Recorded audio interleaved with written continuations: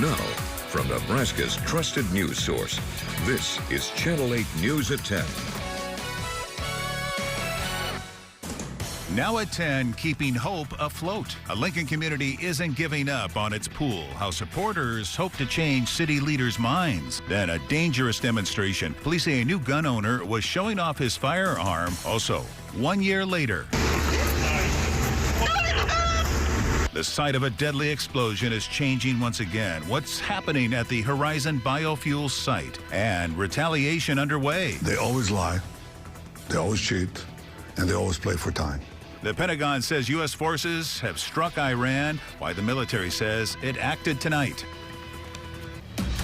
But first tonight, some breaking news. A former Husker great announcing he's been diagnosed with a disease. Good evening, everyone, and thank you for joining us. I'm Rod Fowler. Most of you Husker fans remember Ahman Green, the great running back who played for the Big Red back in the mid-90s. Our sports reporter, Nick Erickson, joins us now with what we know this evening. Nick. Yeah, Rod, unfortunately, news broke out in the past couple hours that the beloved former Husker has been diagnosed with early onset Parkinson's disease. The information was reported on by Yahoo Sports this evening after Ahman spoke out on the Go Long podcast hosted by Tyler Dune. Ahman was a major contributor on the 1995 and 1997 national title teams, where he was a Heisman candidate and an All-American selection in 1997. The third-round pick in the 1998 NFL draft spent 2 seasons with the Seattle Seahawks before being traded to Green Bay, where he spent the next 8 seasons before going to the Houston Texans. Despite the tragic news, Ahman revealed that he was not scared of the diagnosis, stating on the Go Long podcast that, quote, "My clock is going to stop ticking when I want it to stop ticking." Green since revealed on his official diagnosis in January of 2025 after noticing symptoms like night foot, twitching, and sleep disturbances. He said he wanted to wait to go public until after he spoke with his family and friends and had to process it. You know, Ahman, on behalf of Husker Nation and everybody here in Lincoln, we support you and we are with you. And Rod, we'll go ahead and toss it back to you. Thank you so much, Nick, on that breaking news. New at 10, one community with plans to reopen their local pool isn't throwing in the towel yet. Folks in the Meadow Lane community brainstorming tonight on their next plan of action after the city council didn't pass a request for financial help. Here's the deal. The Meadow Lane pool has been shut down for years, and people in the area have been raising a lot of money to get it open again. They had hoped that the city council would chip in. That didn't happen. Not yet, anyway. Our Danielle Da Silva joins us now. So what's next, Danielle? Rod, well, what's happening right now is that the group is in full preparation mode so that they're ready to amend the proposal and hopefully convince at least one more city council member to fund these plans after a vote of 3-3 last week. Those in attendance at tonight's special meeting determined to make a splash in the project. So family oriented, and you know, everybody knew each other. Our youngest daughter, when we moved here, she was 1 year old. She took her first lessons at this swimming pool. No one wants to give up on it. Like, we want this pool back open. After raising $700,000, they appealed to the city council for the remaining $125K. That request was shut down last week at the council meeting. Determined to not throw in the towel, the group met Tuesday to prepare for an amendment to be submitted at the next public hearing on August 3rd, sharing advice with one another and led by council member James Bowers. It's nerve-wracking because if you've never done it, it's different. Be very clear what you're supporting, what you're asking for. What you are an expert on is how Meadow Lane matters to you. Meadow Lane Pool, they have done what we so often ask communities to do. They organize. They became from a private pool to a 501c3. Yeah. This is a pool that'll be open to the public. It is not going to be a membership-based pool. Hopeful amidst opposition from his colleagues like council member Tom Duden. Because I think it opens up the door for taxpayers to give money to nonprofits.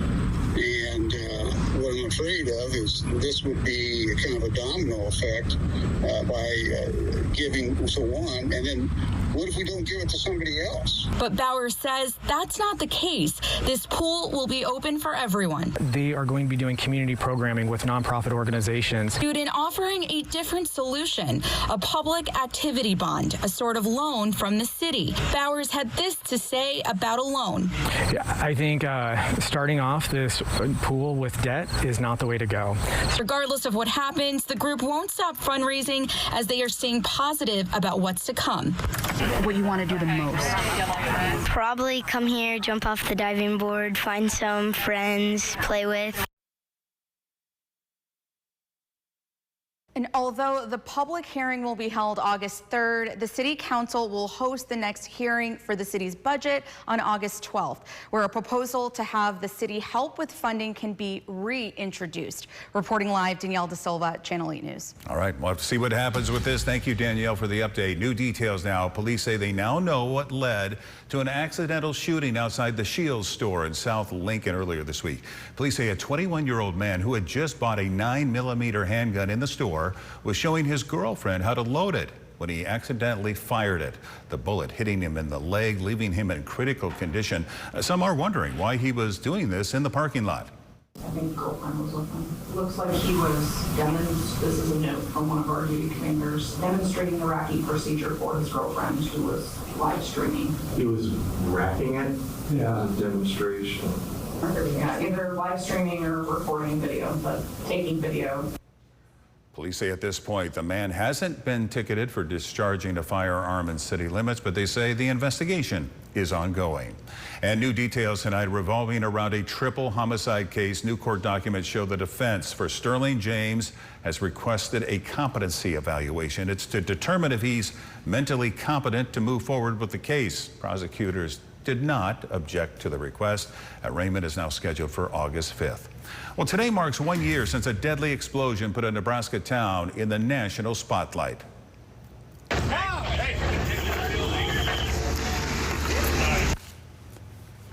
This was the scene 1 year ago. 3 people were killed when an explosion ripped through a plant in Fremont. And now, the last visible reminders of that tragedy are finally coming down. Here you can see the progress as crews demolish what was once the Horizon biofuels plant.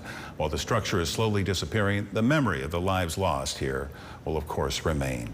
Let's get to your first forecast now. We've made it past the halfway point of the work week, right? The glass is always half full. Here's a live look from our Allo Cam looking to the west. It was a calm and warm day, but not too bad, especially from what we saw a couple of days ago, right? In fact, Rusty, this is really more average temperatures for late July. It is. We're just a handful of days away from August, which is right around the corner. And today, we should be in the upper 80s this time of year. That's exactly what we saw, the upper 80s. 89 degrees for a high in Lincoln today. That is dead on normal. 89 degrees in Columbus, 86, a little cooler in Grand Island. There were some 90s out there a little further west, but overall it was a near normal day and less humid day. Still a little humid, just not as humid as it has been. Uh-oh, it looks like somebody's maybe getting pulled over down there. Rod, that's not you, is it? No, wait, you're here. Never mind. Hello, Cam at 21st and L Street. Quiet out there, but we do have some storms trying to push out of the Panhandle and into parts of western Nebraska, so we'll keep an eye on that. Temperatures are in the 70s and 80s. It is still 81 in Lincoln. And those dew points still up there, but a little bit better than they were yesterday. They should improve after tomorrow. Heat index still a little high in the 70s and 80s. Hour by hour forecast, we don't drop off much, and then we get to an 80-degree mark by noon tomorrow. We do have a chance for storms as we head through the next day or two. We'll talk about that in a few minutes. All right, thank you, Rusty. Hopefully the weather will cooperate tomorrow for our back-to-school drive with LPS. It's going to be here right at the station in our parking lot. We're going to be collecting school supply donations from 6 in the morning to 6 at night to help make sure kids in our community have the supplies they need for a successful school year. Just stop on by our studio south of 10th and Van Dorn to donate. We'd love to see you. New developments now. A man convicted in a deadly Columbus shooting has learned his sentence. Jack Rieg was sentenced today to 75 to 85 years in prison for second-degree murder. He pled no contest. It stems from a shooting inside a Columbus home where his girlfriend, Kennedy DeMuth, was killed last September. Rieg told police the two had been arguing and he thought the gun was empty and pulled the trigger to scare her. Kennedy worked at the Corn Crib restaurant, which had closed for the night tonight. It said it was supporting the DeMuth family following the day's developments. The business said it plans to reopen during normal hours tomorrow. A new escalation in the war with Iran. The Pentagon tonight announcing new strikes.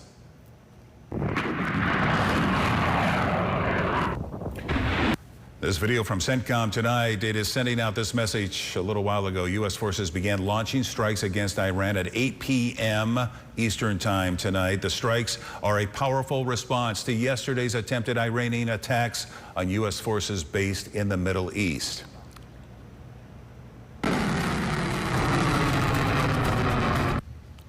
An American-owned tanker in Egypt smoldering after getting hit by a drone, according to a maritime security firm. And Saudi Arabia joining U.S. forces to fire missiles at Iranian-backed militias in Iraq. Israeli Prime Minister Benjamin Netanyahu speaking with ABC's Lindsay Davis a day after meeting with President Trump at the White House.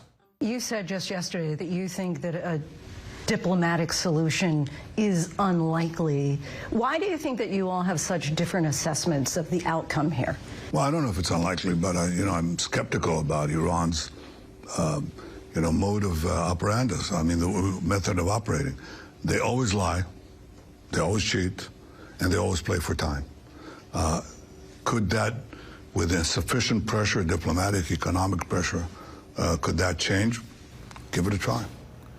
The market reacting to the escalating war. Oil prices now surging. Crude oil prices climbing nearly 8% and crossing above $90 a barrel. Citizen journalist Kevin showing us what he's paying at the pump, with regular selling for $3.89 a gallon and diesel at $4.84 at this Casey's near 25th and O. Overall, gas prices have remained fairly steady, with AAA reporting the state average has changed by less than a penny since Tuesday, but experts say that could change as higher prices may be on the horizon. Well, after the break, banking on generosity. One Nebraska town is rallying to help fight hunger. How a friendly competition is making a big impact. And all new tomorrow morning, a second chance. One Nebraska Zoo is staying open, at least for now. Wake up with Channel 8's Andrew Ward to find out why it's asking the community for help.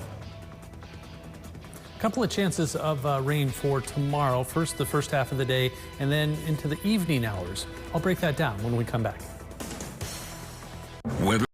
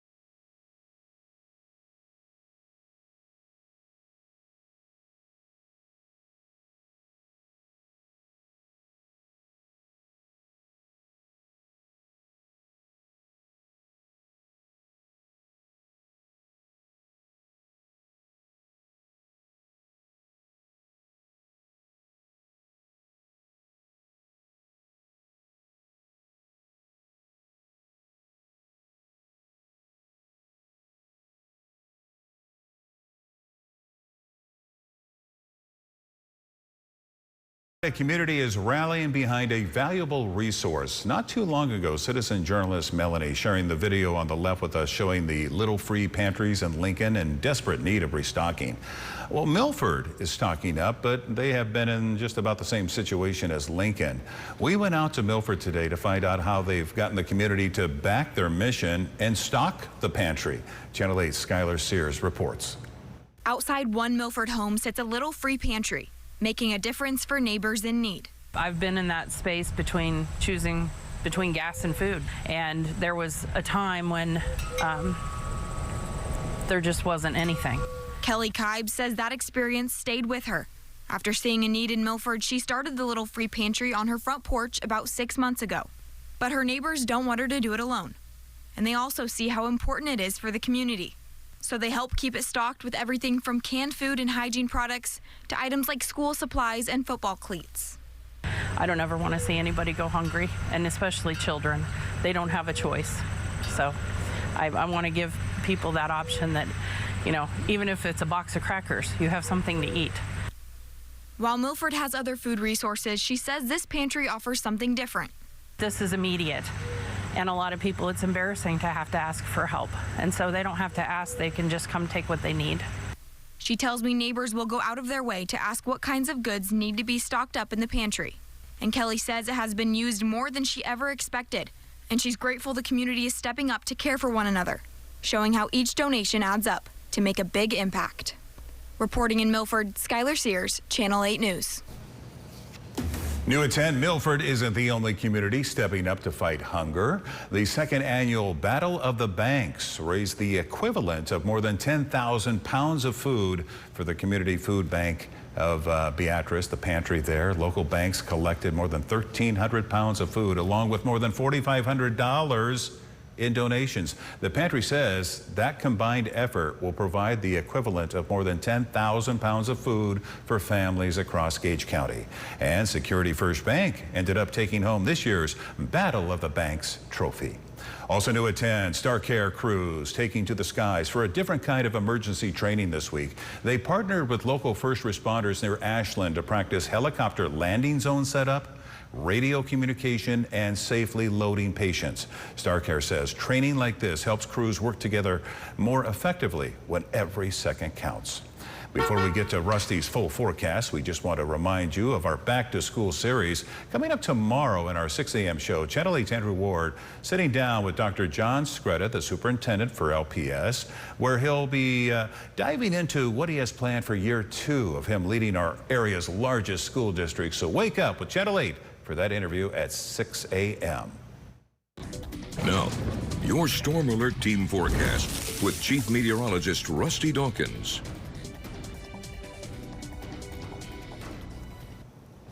I'm a little nervous about school starting this year, too, because I'll have, for the first time ever in my life, 2 high schoolers. How that happened, I have no idea. Rainfall totals, look at this, it's lots of zeros. I mean, this is the unfortunate part. Storms didn't get everywhere, but where it did hit, Grand Island at 2.81, Kearney at 1.29, almost over an inch and a quarter in Hebron, but barely anything in Omaha, Lincoln, York, over half an inch in Aurora. So very hit and miss, but lots of areas have been getting hit over the last few days. And look at this though, in Nuckolls County, Nora, that's just west of Hebron, almost 5 inches of rain. Goodness, 3.5 near Overton, near Minden, about 3 1/4, over 3 inches in Gothenburg, Grand Island and Kearney, around 2 3/4 of an inch. That's a lot of rain. Hopefully we don't see that much tomorrow. I mean, we need the rain, and there's a chance early. I think the first half of the day might see some scattered showers, 72, by noon around 80. Southeast wind picks up a little bit, 86 by 4 o'clock, and a shower or thunderstorm possible tomorrow night as well. 48th and Cornhusker Highway, looking at that busy intersection because it's kind of squished down. There's only like 1 lane now. ABC Seamless Camp. I can't wait for that to open up. 70s for most of us, a few 80s lingering, like in Lincoln at 81 degrees, 82 in Omaha, but everybody else in the 70s, 2 points in the 70s too. It makes things so much worse when the dew points are so high. After the storms late tomorrow night, I think the humidity will get knocked back down. Heat index still a little high, between 80 and 85 for a lot of us. Just a light breeze out of the southeast. So storms well off to the west between Valentine and Chadron, all the way down through the Panhandle and the parts of Colorado, but most of the state quiet. There were 1 or 2 storms that tried to pop up, didn't muster much. That storm threat moves from west to east. That's going to be a player. So is this. This is 3 a.m. early tomorrow morning. Seems like I've been saying this a lot, where there's a chance for storms overnight, and it's happened a couple of times. Throughout the morning hours, scattered showers and thunderstorms from Valentine all the way down through Lincoln and Falls City. Lingers a little bit through 10 a.m. Most of this is just very spotty, so I don't think it'll be a washout. Now, if we can hang on to the cloud cover, this may not happen, or it'll happen, but weaker. But notice this model has everything sunny, destabilizing the atmosphere, allowing this to grow. And by the time it gets to around 9 or 10 o'clock tomorrow night, it'll be its strongest that period of time, between 6 p.m. and 10 p.m. Once it gets past 10 p.m., this tries to weaken a little bit, gets a little discombobulated, still strong, but eventually and quickly moves south and east. So that's a wind threat right there, blowing through at about midnight through the capital city. So that 6 to 10 p.m. time frame right there, that's the higher risk for severe weather. By the time it gets into Lincoln, Omaha, Beatrice, still a severe weather threat, just a little bit less because it loses the heating of the day, and that's why that area has the higher risk for damaging wind. Tonight, temperatures around 70, highs tomorrow, middle 80s. A little humid, but still middle 80s. We drop into the lower 80s on Friday, that'll do. And then the first day of August, not bad, 85 degrees, partly cloudy. And then our next chance for rain comes our way Tuesday and Wednesday of next week. Weather trivia time. Hey, it's a full moon tonight. Whoa. Well, I kind of gave you the answer there.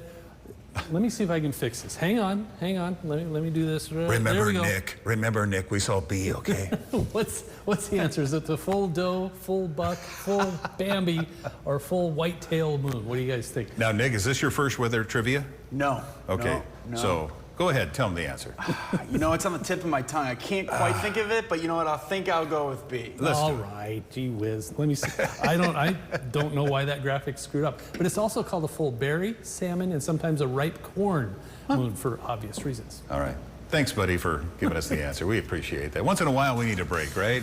Hey, coming up next, we're going to have the Sports Zone Nick Erickson. What's coming up?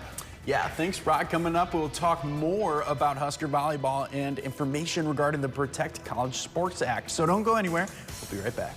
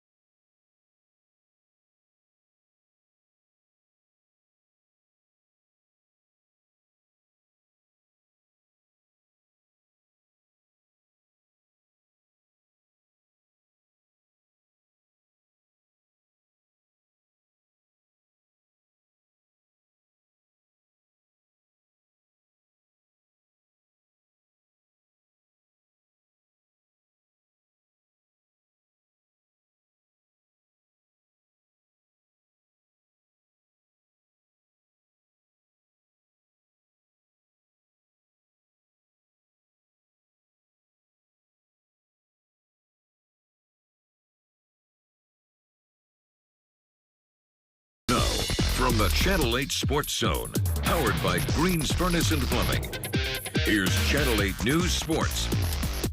The Channel 8 News Sports Zone.